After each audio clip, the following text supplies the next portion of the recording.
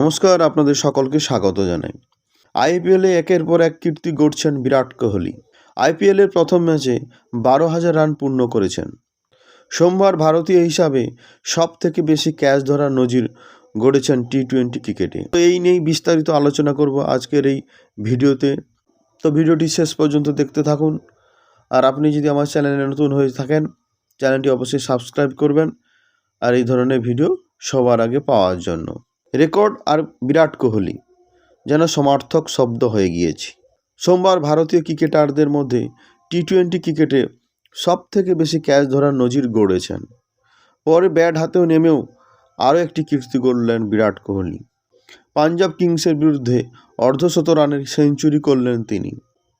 Open করতে নেমে 49 বলে 77 রানের ইনিংস খেললেন বিরাট কোহলি, যার মধ্যে ছিল 11টি চার এবং 2টি বিশাল ছক্কা।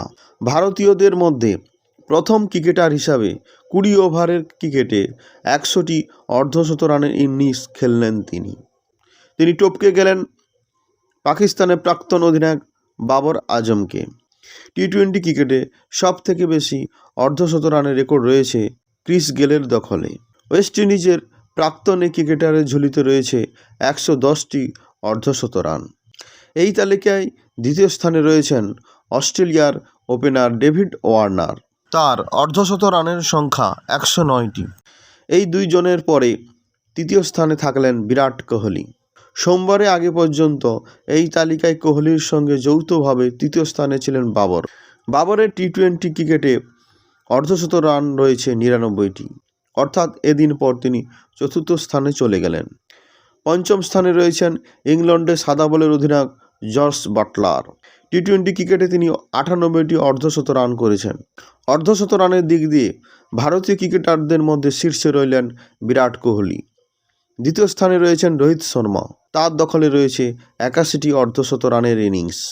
তৃতীয় স্থানে পাঞ্জাবের অধিনায়ক শিখর ধাওয়ান, তিনি করেছেন 71টি অর্ধশত রান। তো আশা করি ভিডিওটি আপনাদের সকলের ভালো লেগেছে। ভিডিওটি ভালো লাগলে অবশ্যই একটি লাইক করবেন এবং কমেন্ট করবেন। আর আপনি যদি বিরাট কোহলির ফ্যান হন অবশ্যই একটি কমেন্ট করবেন। আপনার একটি লাইক কমেন্ট আমার ভিডিও করার অনুপ্রেরণা যোগাবে এবং চ্যানেলটি অবশ্যই সাবস্ক্রাইব করবেন। সবাই ভালো থাকবেন, সবাইকে ভালো রাখবেন। জয় হিন্দ, বন্দে মাতরম।